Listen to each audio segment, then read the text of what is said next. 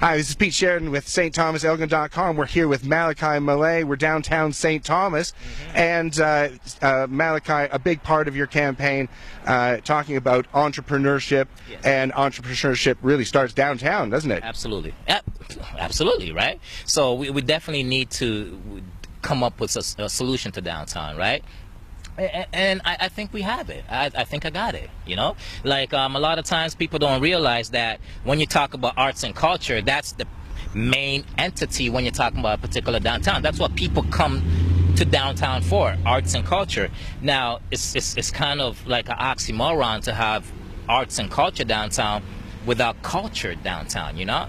And so in order for you to bring in that arts and culture, you got to bring in cultural individuals to produce that arts and culture, right? So one of my my ideas is to focus downtown and advertise it to immigrants to come inside our city. The more immigrants you get, naturally they'll always will gravitate to the downtown core, and naturally once they do gravitate to the downtown core, it's almost automatic. They just open up shop. They just open up stores, food, restaurants, cultural things, nightlife, all that kind of stuff. It's like, it's an automatic. Like, you don't even got to do anything. You just have to market it to them, and they'll do the rest. Are there other things that the city has to do to make to get people living downtown? Because that seems to be a big part of revitalizing downtown. You know what? If I had to be honest, in the city, most people would not be attracted to live downtown. They won't be attracted to live downtown because a lot of the times, you know, I guess downtown has a slight stigma, you know, because it's a small town. But if you go into major cities, no matter what the stigma is about downtown, everybody knows that downtown is the spot to make things happen. So if you cannot, you know, advertise, or if you cannot convince individuals to slightly move downtown and open up shop downtown, you got to bring in individuals that are willing to open up downtown and live downtown. You talked about events and you've talked about festivals. Yes. as an idea to revitalize the downtown and St. Thomas economy. Yes. Give us some specific instances, or some specific examples of these events. Like, for example, they were touring around with a park downtown, right? Now, that is the key, most important thing St. Thomas needs to do if they want to, you know, bring back the downtown core. The reason is because we have a venue now. We have a venue to hold all these establishments, festivals, carnivals, like concerts and all that kind of stuff, right in the middle of downtown core. Now, you know, if people just go to any other festivals out there, whether it be Toronto, Vancouver, whatever, they'll realize a simple music festival with the right artists, you know, for that particular weekend, you can make couple $100,000 for that particular weekend very easily, just like that. But you need a venue to hold them. Now, if you put pretty much a park downtown, you got thousands of individuals frequent coming into that downtown core, and once they get there, they're gonna get thirsty, right? They're gonna want something to eat, right? See, you don't gotta trick nobody. Just put something downtown where people will gravitate to.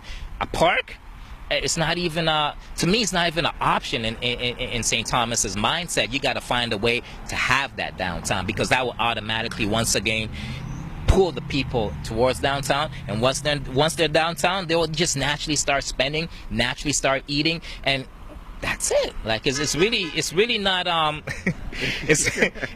not it's not rocket science, you know. I mean, it's really very simple. Just that's it. And what are some of the other issues you're hearing about as you talk to the voters?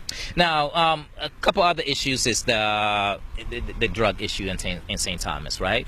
The needles on the, you know, that are left on the ground and stuff like that. The fact that residents are talking about the police are not, you know, they're not responding fast enough. But the truth is that, you know, something like that, that's really a community issue, you know what I mean? Like, I take it upon myself and the rest of the community to come together and find a solution to remove these needles, whether it be get a volunteer group, train them how to remove these, you know, grab these needles from the ground, put them in safe injection boxes and stuff like that.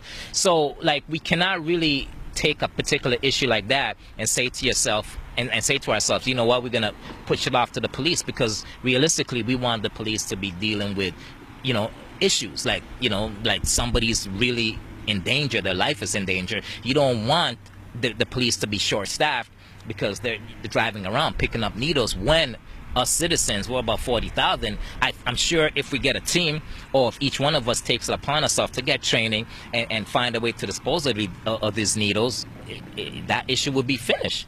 Well, what do you think about expanding the number of drop boxes in the city? Oh, absolutely. Cost what? Couple cents for plastic bag drop boxes? Absolutely. There should be one on every single every time I see a garbage spot, there should be one. Every single time I see an intersection, there should be one. Every single time I see there should not be a drop box. I should not walk 100 kilometers, 100 feet without seeing a drop box, right?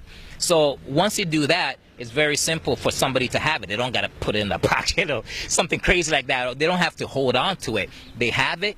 And also at the same time, beside that drop box, you could even grab one of those little garbage, little long, I don't know what you call it, but you know, you press it and it's a little long stick that picks it up. You don't even have to touch it. Drop it in the drop box. It could be done. It's not hard.